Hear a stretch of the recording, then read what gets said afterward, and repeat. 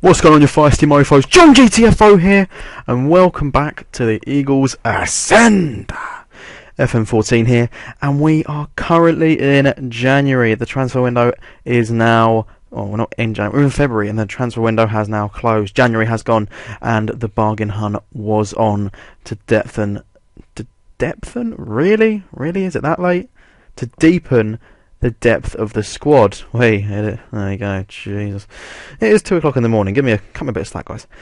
So, like I said, it's basically been bargain hunt with that guy who's orange, or whatever his goddamn name is. Probably got a villa in Spain. You know who I mean. So, I'm going to go straight in with the transfers. A couple of games as well. Throw those in at the end. I know you care about the transfers. And like I said, it has been a little bit of a bargain hunt for me out there. But, you know, I've spent a serious bit of money as well. So, let's go have a look. Transfers. Now, first transfer is Derek Boyata. A lot of you all know him. Belgium centre-back, played for Man City beforehand, now signed for Big Crystal Palace. Given a 4-star report here, valued at 1.3 million, and I picked him up for a tasty, let's have a look, £110,000. That is a very, very tasty little deal there, considering Man City bought him back in 2007 for 100,000, and I picked him up. It cost Bolton more to loan him in that season than it did for me to buy him. Oh, let's just quickly go. What am I doing? There we go. Quickly go back to his stats here. So, I needed a centre back. If I'm honest with you guys, I had Strandberg, I had Mariappa, and I had fucking Paddy McCarthy. I think he's god awful. Darcy Blake is unnecessary to be in my squad, if I'm honest with you. I just need someone to replace him, and I bring in Derek Boyata on the cheap. Tasty little player, 23, so we've got a bit of time to develop. 4-star rating, or 4-star. I think this is potential. Let's have a quick check. So yeah, so it's quite low, but as you can see, he's the third best defender at the club now, which is what I was looking for. So hopefully he can develop into a nice little centre back for us. Don't think I'm going to be starting him that much, but he's always there on the backup, and that's what it says in his contract, so he can't have a moan at me. Welcome to the second transfer of the January transfer window. Tom Kearney. I'm sorry. Tom Carney. Now, heard a lot about this kid. Come up when Hull came up a couple of seasons back. He was probably 19 about then. Really promising looking kid. Hadn't really heard much of him this season. Haven't really heard much of him. I thought a bigger club might have tried to have a little gamble on him. But looking at his stats here, they are solid for a centre midfielder. And as you'll see, a couple of outgoings, couple of squad alterations, shall we say, meant that I needed a centre mid, which is fair enough. So I picked up Tom Carney. Now we can look at his stats here: passing, dribbling. He's got the mindset of a midfielder who can go forward, and I like that. He can also looks like he's got a creativity of 15, a composure of 15. So that deep line playmaking, advanced playmaker. You know what I mean? But the question on your lips is how much to pay for him. So I said it is bargain hunt. Let's have a look. 245,000. And that was a long negotiation, because I am an arse when it comes to this sort of thing. Because I offered 200,000, they wanted 300,000, and I did not budge until they got down to that. And I was like, "Yep, thank you very much. I'll take that. It's below half way between our decisions. Technically, I've won. Thank you very much. GG, Nari." Tom's been brought in really because, like I said, a couple of squad alterations. I needed a centre midfielder. Also, like I said, heard a lot about him. Haven't seen him playing for Hull. He was in the reserves, and I've given him a second chance. He is rated 4 stars. Yes, sir. That's tasty, in my opinion. That's tasty. 3.5-star current ability. Sits at the third best centre midfielder. In my opinion, though, Guardiola is like 29 now, and he's on his way out anyway. So, we'll keep that one on the old DL. But Tom Kearney, lovely little transfer, nice and cheap. Bargain hunt has now ended though. Next one will be a serious bit of money, but you shall see who that is. So, welcome to the first significant amount of money that I've spent as Crystal Palace manager. Paulo Di Baya. I'm going to call him that. That's what I've been calling him forever. I don't know why I said it otherwise. So yes, Paulo Di Baya. Now, Marouane Chamakh. Let's have a little conversation about him. So, Marouane Chamakh is an interesting character, to say the least. Not my ideal forward, but I kind of had to put on what I was given. And a lot of my formations, I like to use a false 9. Now, a lot of people will ask, why do you want to use a false nine? And we'll go over the tactics in a bit, because that's all it's going to be in this episode. But yeah, I like to use a false nine, and Paulo Dybala suits that so much better than Marouane Chamakh does. He lacks a little bit in the passing, which is kind of what I need to develop him on. I've realised that now. But, you know, dribbling, finishing, first touch, and he's 20 years old, people. You will notice that I've gone for youth throughout my team, because I felt like my team was ageing really nastily, and it was going to be a bit of a shock in the next couple of years when we didn't have any youth. So that has been my objective, is to bring in youthful players.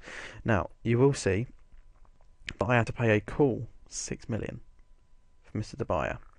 However, $1 million of that was over 48 months, and he cost Palermo close to 10. So, in reality, I made a tasty little profit. Well, I didn't make a profit, but Palermo made a loss, which makes me happy, because that makes me feel like I got a better deal than they did. Also, 4.5 star potential.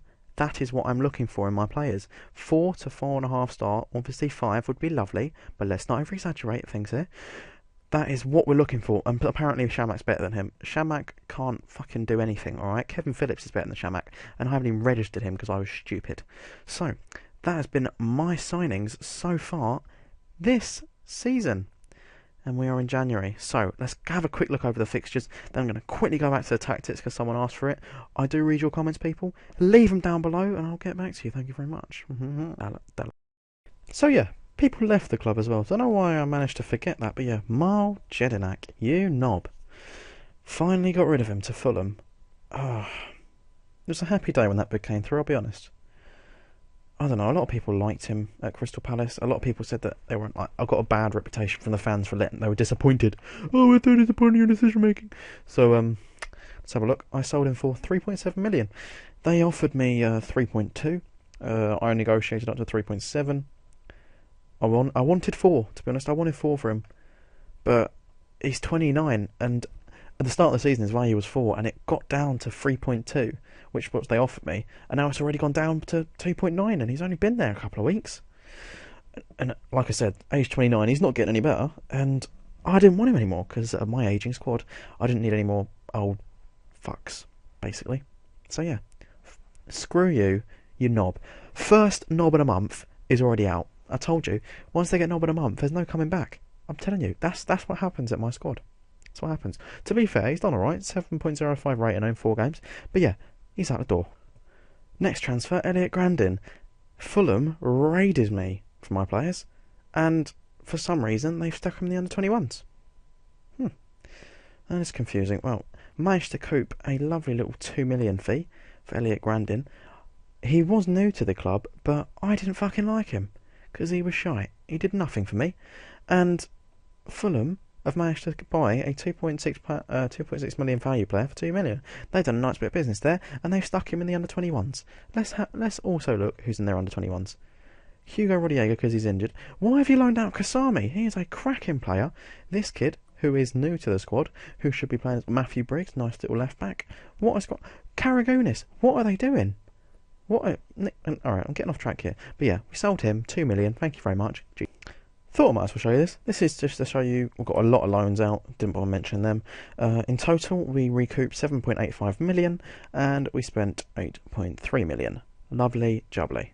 Right, so I've decided to do a special episode on tactics at the end of the season. So this is just going to be a whistle-stop tour of what JonGTFO has done for Crystal Palace. So I have 3 tactics. One is my 4-5-1, one is my balls to the wall, and one is my control. So the 4-5-1 tactic, this is the tactic I used. I finished the season now, and I've used these 3 tactics throughout.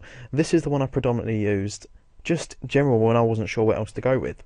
So this is a very, very good tactic for my squad especially, just because it promotes a fast break. We have Dybala now who can play that false 9, which is what I wanted, and we have Williams who is a cracking player. Also that, by the way, you'll see that's towards the end of the season as well. Support striker, wonderful little player, can play there perfectly, and this mentality can be changed to whatever you want. I use this to play against the better teams on a defensive, and sometimes on a standard as well if I just want to try and push for things. And against teams around me, I can use this as well against teams around me. I do stick it on a standard and just see how it plays out. And these team instructions are very genetic. I think I've only already got a couple. This is to play a better team. So I've got exploit the flanks, hassle opponents, pass into space, drop deep, low tempo. That's just low tempo, sort of to break up a fast play tempo team. You know, basic stuff in FM. Right, second one.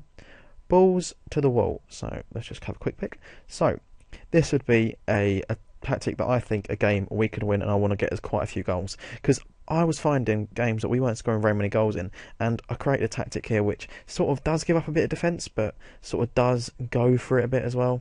This is more of a passing tactic. This is more the tactic I want to be playing towards the end of my career in Crystal Palace, but for now I just want to build some of the players into it. And then we have control, which is a bit of a risky tactic because I've stuck on the offside on there just to see how it happens. But this is sort of another tactic I want to be using more towards the end of the Crystal Palace. Not really, okay, it can be used now. I've got a couple of sneaky results with it, but it's not as good. But it can work at the same time. So that's just the tactics. Now we're going to move over to the fixtures. First game against Newcastle, 2-1. Marouane Chamakh scores. Don't know what's happened there. Jedinak got booked. He went out the door after that. Sissoko man of the match. Thank you very much. Bullshit! 89th minute goal. Civilization 1, Farmers 0. Someone passed me a hot water bottle. This one was awful.